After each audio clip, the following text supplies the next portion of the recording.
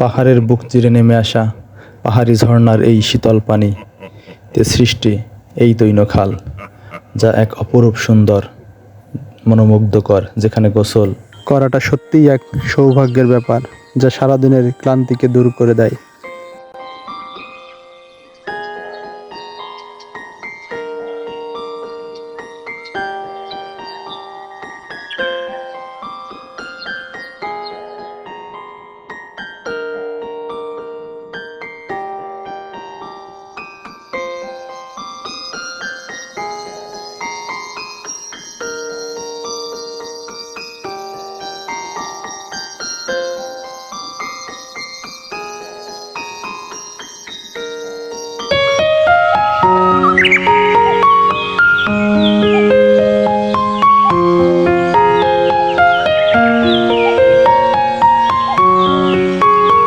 তোমার সৃষ্টি যদি হয় এত সুন্দর, না জানি তাহলে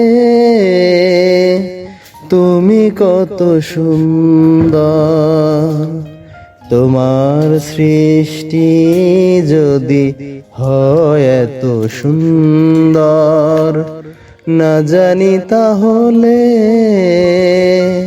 তুমি কত সুন্দর। আল্লাহ, তুমি কত সুন্দর।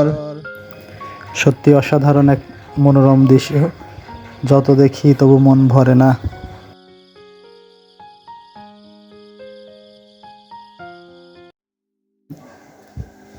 চলার পথে খাবার দাবারের জন্য কিছু সময়ের বিরতি এবং চেকিংয়ের জন্য আমরা এখন দুসরি বাজারে অবস্থান করছি। এখানে বাজারটা আজকে বন্ধর দিন, তাই অনেক দোকানদাররাই আসেনি। বাজার দিন এখানে খুব জমজমাট একটি বাজার। এখানে অনেক পাহাড়ি পাড়ার অনেক জাতি, অনেক গোষ্ঠীর, অনেক বিভিন্ন উপজাতিরা, আদিবাসীরা এখানে বাজারে আসে। এখানে ছোট্ট একটি মসজিদ আছে, একটা সেনা ক্যাম্প আছে। ঘোরাঘুরি শেষে আমরা আবার যাচ্ছি আমাদের নৌকার কাছে, দুসরি বাজার ঘাটে। সেখান থেকে আমরা আবার রওনা হব আলী কদমের উদ্দেশ্যে।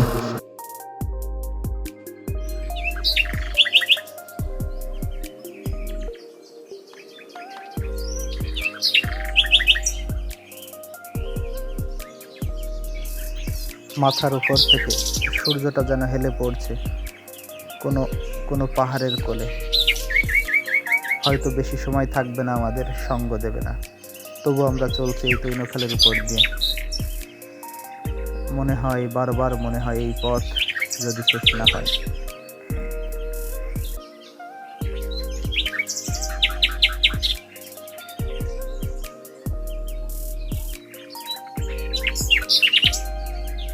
চলতে চলতে হঠাৎ যেন ঘটে গেল এক মহা বিপত্তি, এক ভয়াবহ বিপত্তি।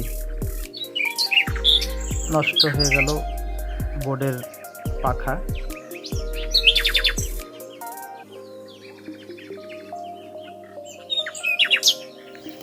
অনেক প্রচেষ্টার পর আমাদের নৌকার পাখা ঠিক হলো, ইঞ্জিন ঠিক হলো। আমরা আবার চলতে শুরু করলাম। তবে মাঝখানে এতটুকু বিরতি বেশ ভালোই লাগলো। হয়তো এক সময় লেগেছে 1 ঘন্টা, তবু এ যেন নতুন এক অনুভূতি, নতুন এক অধ্যায়।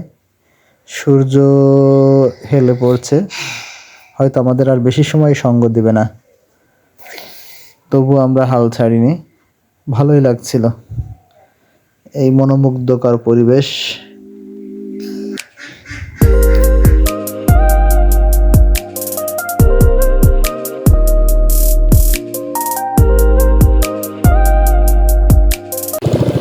আমরা এখন আমতলী ঘাটে এসে পৌঁছালাম। এই যে এখন নামতে হবে, এখান থেকে আলিগড় যাবো। ধাক্কা দিয়ে নেয় তামিম, তামিম, বাহ, গুড। বাড়ি কই তোমার? এখানে, ওই যে এখানে। ঠিক আছে, তোমাদের বাড়ি আমার দাওয়াত থাকলো। হ্যাঁ, আচ্ছা।